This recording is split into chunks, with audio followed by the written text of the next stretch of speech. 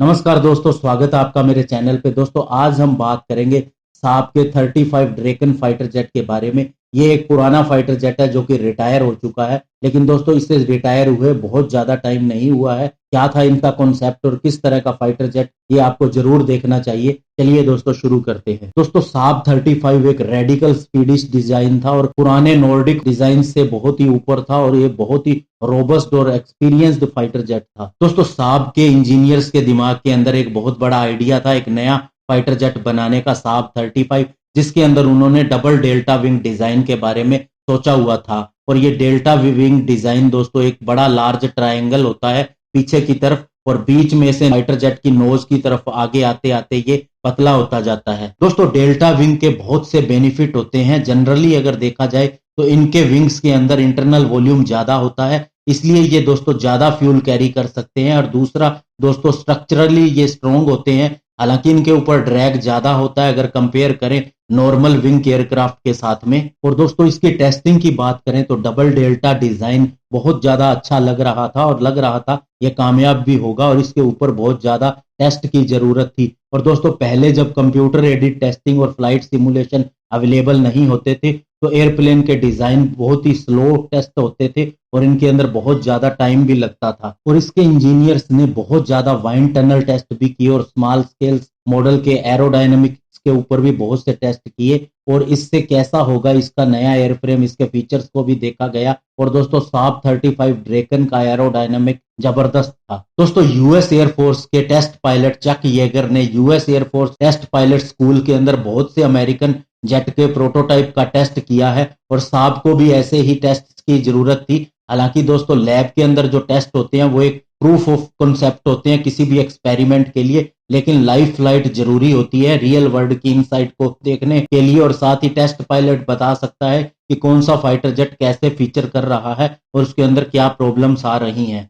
और साप को real life के अंदर डबल डेल्टा विंग डिजाइन को टेस्ट करना था, तो उसने 1952 में दोस्तों एक टेस्ट एयरक्राफ्ट बनाया था साप 210 के नाम से।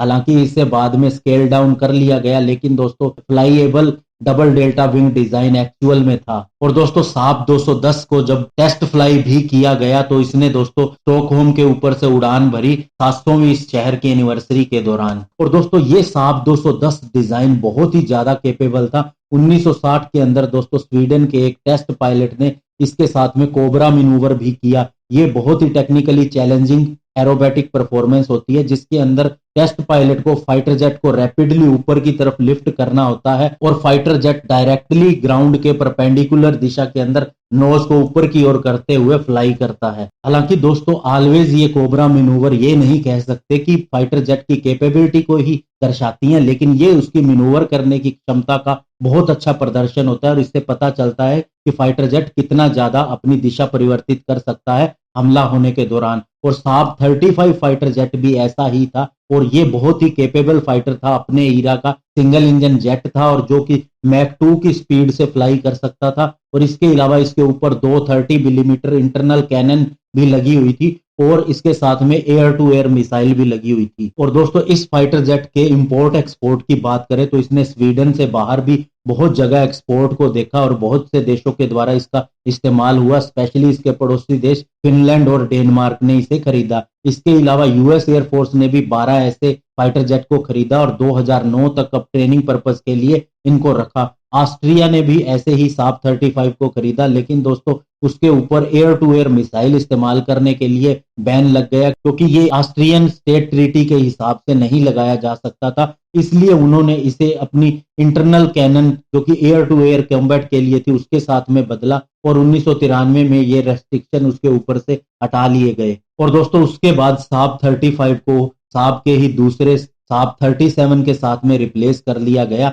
जो कि एक मॉडिफाइड डेल्टा विंग डिजाइन के साथ में था। लेकिन दोस्तों साप 35 अपने समय में इसने बहुत बड़ी सफलताएं हासिल की और अपनी कैपेसिटी का प्रदर्शन किया, और ये मिड 2000 तक वर्किंग में रहा, और ये 15 साल तक टोटल इसकी लाइफ रही। तो ये साप के लिए एक एक्सपेरिमेंट था इनिशियल एयरक्राफ्ट के लिए डेल्टा विंग डिजाइन के अंदर। और इस हिसाब से दोस्तों इसके अभी के फाइटर जेट जो हैं वे भी काफी कैपेबल है। और दोस्तों MMRCA के हिसाब से इतना कहना चाहूंगा कि इसका ग्रिपन फाइटर जेट ये कहा जाता है कि इसके अंदर राफेल और यूरो फाइटर की खूबियां हैं और इसको कई देश इस्तेमाल करते हैं। इसका फ्लाइट कॉस्ट भी बहुत कम है और इसके अलावा दोस्तों ये अन्य फाइटर जेट से चीप भी है। और जो सबसे ज्यादा दोस्तों शंका होती थी वो ये थी कि इसके अंदर इंजन यूएस का है, इसके अलावा इसके अंदर बहुत सी चीजें राफेल जैसी हैं और ये एक देश का फाइटर जेट नहीं कहा जा सकता। लेकिन जब साहब ने इतने ज्यादा एक्सपेरिमेंट इतने पुराने समय से कर रखे हैं और इवन उसके साथ 35 को अमेरिका तक इस्तेमाल कर चुका है, ऐसे में दोस्तों ग्रिपन फाइटर जेट के अंदर भी कुछ खूबियां हो सकती हैं।